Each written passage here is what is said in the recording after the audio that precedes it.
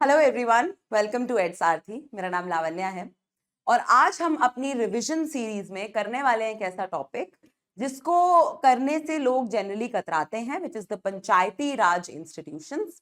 ठीक है, इसके हम सारे आर्टिकल्स कर लेंगे, सारे इंपॉर्टेंट प्रोविजंस कर लेंगे।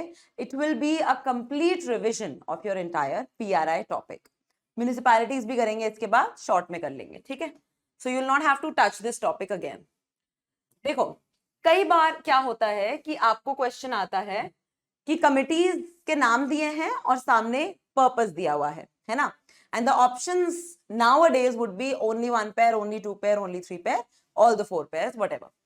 तो पंचायती राज इंस्टीट्यूशन से रिलेटेड जो कमिटीज हैं एक बार देख लो।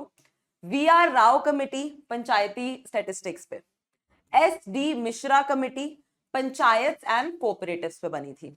This is almost like a decade after independence, almost. Then V Ishwaran committee बनी थी on Panchayati Raj administration. GR Rajgopal committee, RR Divakar committee, M Ramakrishnaia committee. क्यों मैं इन सबको करवा रही हूं? Because लक्ष्मीकांत में mentioned हैं. They're not famous, but they might be placed somewhere. Then K Santhanam committee, which is generally associated with the Central Vigilance Commission and the CBI, also was set up for Panchayati Raj finances and Panchayati Raj elections. Fine. Then RK Khanna committee, G Ramachandran committee, V Ramanathan committee, N Ramakrishnaiya committee, Shrimati Daya Choubey committee. ठीक, चलते रहो आगे। And of course then the committees like Balwant Rao Mehta committee, Ashok Mehta committee, है ना, Singhvi committee, ये सारी setup की गई थी। But about those you already know. I needed to talk to you about the ones which you do not know and which might be asked. ठीक है जी. Now when we talk about the Panchayati Raj institutions, we have to remember कि Rajasthan was the first state जहां पे पंचायती राज institutions बनाए गए थे officially state level पर। But अभी भी इनको एक कॉन्स्टिट्यूशनल स्टेटस नहीं दिया गया था, जो कि दिया गया 73rd अमेंडमेंट एक्ट ऑफ 1992 से। 73rd 74th एक साथ ही इंप्लीमेंट हुए थे। 74th was about the municipality. Fine, अब याद कर लो कौन सा part. So it added part 9 and articles 243 to 243 O. ठीक है, 243 टू 243 ओ, ये चीज याद रखना। 11th शेड्यूल भी ऐड किया जिसमें 29 categories of tasks, 29 categories of items हैं जो पंचायत को स्टेट लेजिस्लेचर डेलीगेट करेगा। ठीक है, देन डीपीएसपी से ये रिलेटेड है। It is a step to implement the DPSPs. How? Because article 40 में ये लिखा गया है कि state shall take steps to organise village panchayat, endow them with such power and authority to deem necessary to make them function as a unit of self government. तो आपको question आ सकता है कि ये पंचायती राज के बारे में कहां पर मेंशन्ड है? It is mentioned in the DPSP. Municipality के बारे में मेंशन्ड नहीं है डीपीएसपी में, याद रखना। देन 73rd कॉन्स्टिट्यूशनल अमेंडमेंट के कुछ सेलिएंट फीचर्स हैं which are very important for examination. ये देख लो क्या क्या है। ग्राम सभा, ग्राम सभा क्या होती है? A list of all the eligible electors in a village. ठीक है, 3 टियर सिस्टम है। 3 टियर सिस्टम माने कि village level, block level, block is a group of villages, and then district level जिसे हम जिला परिषद भी बोलते हैं। District level would be head by the district magistrate और डिस्ट्रिक्ट कलेक्टर, जो कि आईएएस ऑफिसर होंगे। Then election of members and chairpersons कैसे होगा? रिजर्वेशन ऑफ सीट्स करी जाएगी। ये बहुत ही इंपॉर्टेंट है। रिजर्वेशन ऑफ सीट्स के बारे में समझ लो कि पंचायती राज इंस्टीट्यूशन का जो एक कॉन्सेप्ट है वो इकलौता है इस समय पंचायती राज एंड म्युनिसिपैलिटीज जहां पे 1/3 रिजर्वेशन है विमेन के लिए। ठीक है, 1/3 reservation is there for women, and there is reservation for scheduled castes and scheduled tribes also in proportion to their population. This is the same way it happens in Lok Sabha. क्या राज्यसभा में reservation है? नहीं है। Rajya Sabha does not have reservation for scheduled caste, scheduled tribe, other backward categories. And for the chairperson अगर reservation करनी है, हर level के एक चेयरपर्सन होंगे, चेयरपर्सन की पोस्ट के लिए अगर रिजर्वेशन करनी है, that will be decided by the state legislature. Then at least 1/3 of chairpersons should be reserved for women across levels. So अगर मैं ये 3-tier structure की बात करूं, विलेज लेवल पे मान लो लेट्स से 10 चेयरपर्सन्स हैं, तो या लेट्स से 9 चेयरपर्सन्स हैं, तो at least 3 have to be women and so on and so forth. ठीक है, इवन फॉर द चेयरपर्सन्स ये चीज होनी चाहिए. What about the backward classes? ये स्टेट लेजिस्लेचर डिसाइड करेगा कि क्या बैकवर्ड क्लासेस को, अदर बैकवर्ड क्लासेस को, ओबीसीज को रिजर्वेशन दिया जाएगा, या जैसे मान लो कल को ईडब्ल्यूएस को रिजर्वेशन देने की बात करी जाए, तो वो भी it will be decided by the state legislature.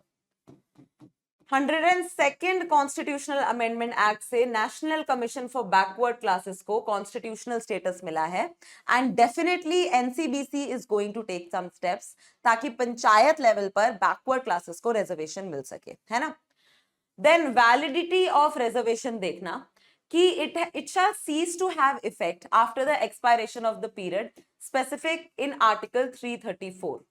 So Article 334 is about the scheduled caste, scheduled tribe reservation, or presently it is 70 years, that is till 2020, which has been extended by the 104th Constitutional Amendment Act. वही act जिसने की अपना parliament state legislature में SC/STs की reservation extend कर दी है और Anglo Indians की रिजर्वेशन खत्म कर दी है. क्लियर? ड्यूरेशन होगा 5 ईयर का. 5-year term would be the duration. This is very important.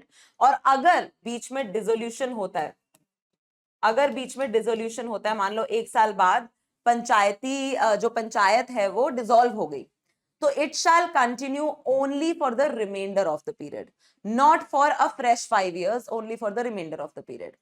ठीक है. State election commission compulsory provision है. फाइनेंसेस कहां से आएंगे? वो स्टेट फाइनेंस कमीशन रेकमेंड करेगा. What is the minimum age to contest the elections of the panchayats? It is 21 years. For the Lok Sabha, it is actually 25 years. For the panchayats, it's 21 years. Please remember that.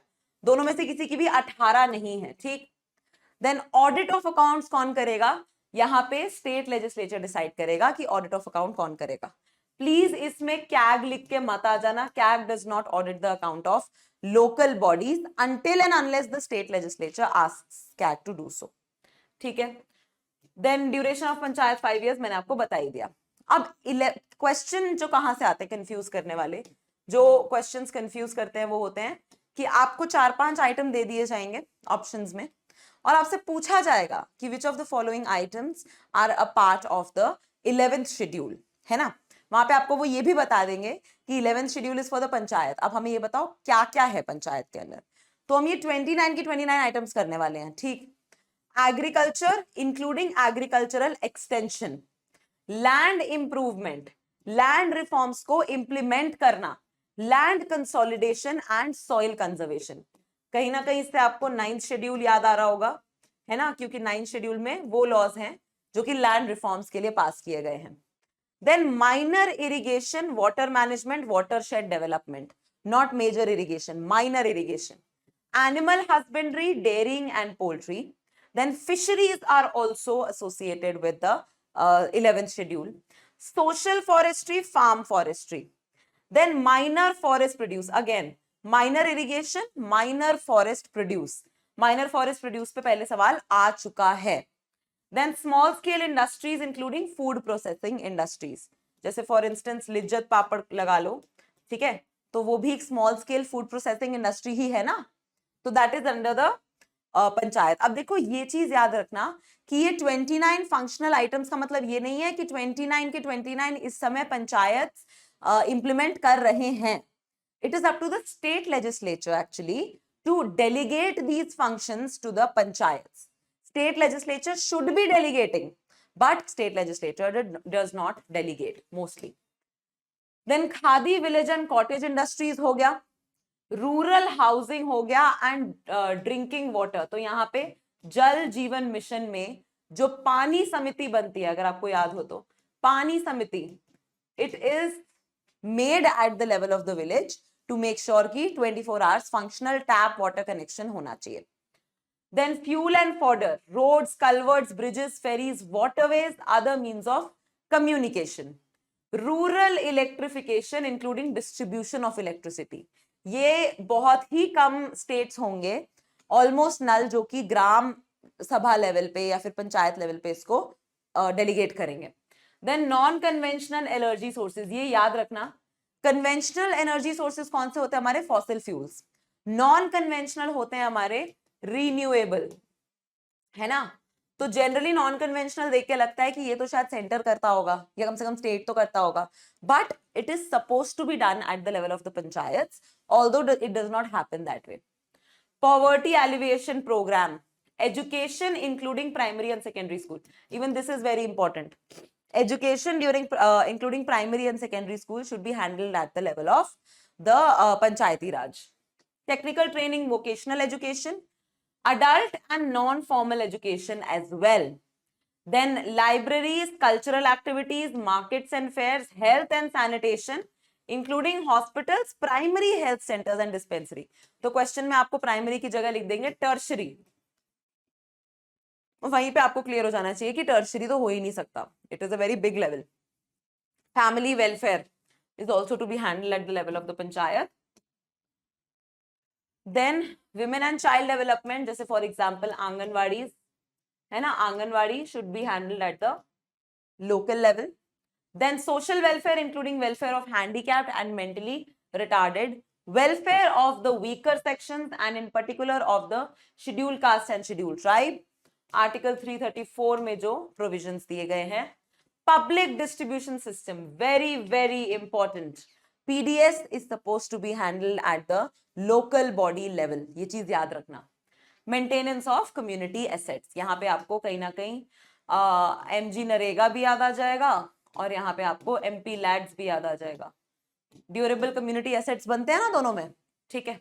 चलो, एक चीज बहुत अच्छे से याद रखना कि कौन कौन सी चीजें डेलीगेट करना या क्रिएट करना स्टेट के लिए कंपलसरी है, स्टेट गवर्नमेंट के लिए, और कौन कौन सी चीजें वॉलंटरी हैं. तो जो वॉलंटरी है वो तो ये मान के चलो कि स्टेट नहीं ही करेगा. जो कंपलसरी है वो स्टेट को करना पड़ेगा. और आपको क्वेश्चन आ सकता है कि कौन कौन से प्रोविजंस कंपलसरी है, कौन से वॉलंटरी है. तो ये जल्दी से कर लो. ग्राम सभा बनाना is compulsory. Panchayat at the level of village, intermediate and district level बनाना, it is compulsory. Direct election होंगे सारे ही इन सीट्स पर. मैं कर रही हूं, I am not talking about the chairperson specifically. So यहाँ पे डायरेक्ट इलेक्शंस होंगे, नॉट प्रोपोर्शनल रिप्रेजेंटेशन, ठीक है. इनडायरेक्ट इलेक्शंस होंगे to the post of chairperson of panchayat at the intermediate and district levels. याद रखना, इंटरमीडिएट और डिस्ट्रिक्ट लेवल पे इनडायरेक्ट इलेक्शंस होंगे. यानी मान लो जिनको आपने इलेक्ट किया है to be a part of the panchayat, वो इलेक्ट करेंगे कि उनके चेयरपर्सन कौन होंगे, ठीक है. Voting rights of the chairperson and other members elected directly और indirectly. Then 21 years to be the minimum age, ये मैंने आपको बता दिया है. Reservation of seat SCs and STs के लिए at all the 3 levels is compulsory in proportion to the population. ये याद रखना, in proportion to the population. Then reservation of 1/3 seats for women for the members and the chairpersons both at all the 3 levels is compulsory. Then 5 years का tenure होगा और fresh election रखे जाएंगे within 6 months of the dissolution, early dissolution of the panchayat, ठीक. State election commission बनाना compulsory है, state finance commission बनाना compulsory है. ये सारे प्रोविजंस हैं जो कंपलसरीली करने ही करने हैं. अब वॉलंटरी पे आ जाओ. ग्राम सभा को पावर्स और फंक्शंस देना ये वॉलंटरी है, which makes the entire 11th schedule redundant. कि आप जितने मर्जी लिख दो, आप उसमें एटॉमिक एनर्जी लिख दो, आप जब तक उसको ट्रांसफर ही नहीं करोगे, डेलीगेट ही नहीं करोगे, how will it matter? It will not matter, right? Then determining the manner of election of chairperson of the village panchayat. So chairperson of intermediate and the Zilla Parishad is supposed to be indirectly elected, but chairperson of the village level is supposed to be decided by the state legislative assembly कि direct election होंगे, indirect होंगे, वो सब state legislative assembly decide करेगा. Representation to the chairperson in intermediate panchayat, or in the case of a state not having intermediate panchayat, in the district panchayat. ठीक है. Then giving representation to chairperson of the intermediate panchayat in the district panchayat, ये same चीज होगी, मैंने बता ही दिया था आपको. क्या MPs और MLAs को पंचायत में जगह देनी चाहिए? ये भी एक वॉलंटरी प्रोविजन है, not compulsory. Reservation of seat for backward classes, ये भी एक डिस्क्रिशनरी चीज है, वॉलंटरी है. Granting powers and authorities to panchayat to enable them to functions as institutions of self government. तो मतलब आर्टिकल 40 का जो मेन पर्पस था कि सेल्फ गवर्नमेंट बनाना है, वही चीज वॉलंटरी है. ठीक है. Then devolution of powers and responsibility and some of all of the 29 functions. मतलब 3 बार लिख दिया इस पॉइंट को ताकि क्लियर हो जाए कि it is very voluntary whether you want to give powers to the panchayats or not. Financial powers to the panchayat की taxes वगैरह छोटा मोटा ले पाए, ये भी state legislature का prerogative है. Taxes, duties, toll, fees वगैरह देना, ये भी state government का है. Making grants in aid to the panchayat from the consolidated fund of the state. मतलब ना आप उन्हें कंपल्सरीली टैक्स देने की पावर दे रहे हो, ना आप ये कह रहे हो कि हम कम से कम आपको इतना तो दे ही देंगे. आप बस क्या कह रहे हो कि हम स्टेट फाइनेंस कमीशन जरूर बना देंगे, उसके बाद क्या होगा उसकी गारंटी नहीं है. ठीक है. Providing for constitution of funds for crediting all money to the panchayat. तो जैसे कंसोलिडेटेड फंड ऑफ इंडिया है, कंसोलिडेटेड फंड ऑफ स्टेट है, consolidated fund of local bodies हो, ऐसा वॉलंटरी प्रावधान है, कंपल्सरी नहीं है. ठीक है जी. अब देख लो एक बार आर्टिकल्स. आर्टिकल्स क्या हैं? 243 में डेफिनेशन है, 43A में ग्राम सभा है, तो यानी कॉन्स्टिट्यूशन खुद ही ग्राम सभा को बनाता है. It is constitutional body. Constitution of panchayat कैसे बनेगी? देन उसके बाद पंचायत में कौन कौन होगा? रिजर्वेशन ऑफ सीट्स होगा.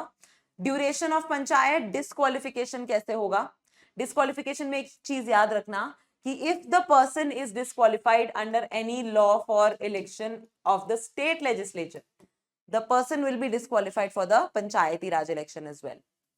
Power, authority, responsibility of panchayat. Power to impose taxes.